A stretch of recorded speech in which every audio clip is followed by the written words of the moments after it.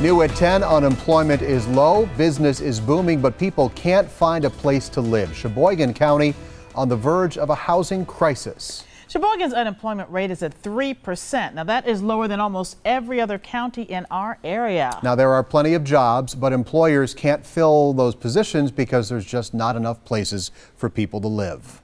Ricky Mitchell explains.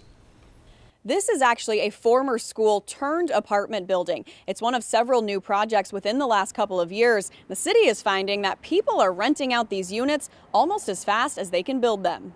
I've been looking kind of nonstop since I got here. For the last year, Kurt Nielsen says he's tried to find a home for his family in Sheboygan after getting a new job at Nemshoff.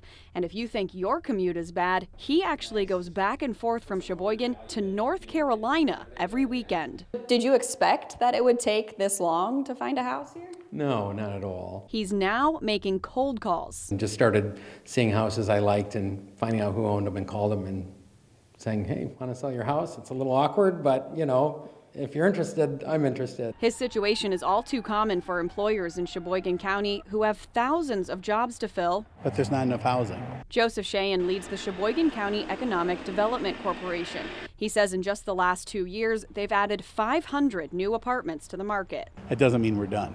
Now the next step is what's the occupancy rate, how's that going, and what's our next steps. 4 apartment projects are currently under construction, with another 7 in the planning stages. The projects range from luxury buildings to more affordable units. We're not only looking at more apartment complexes like this, we're also looking at new subdivisions. So we have, again, many different types of housing available on our markets. Are you worried that you're going to enter any kind of housing crisis? Well, what I look at really is we have a workforce development problem, and the more housing we have, the easier it's going to be for our companies to attract people to this community.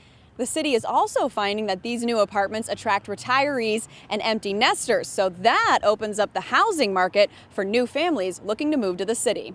Reporting in Sheboygan, Ricky Mitchell, today's TMJ4. And Kurt is hopeful one of those cold calls could actually work. He says he does have somebody who sounds interested in selling.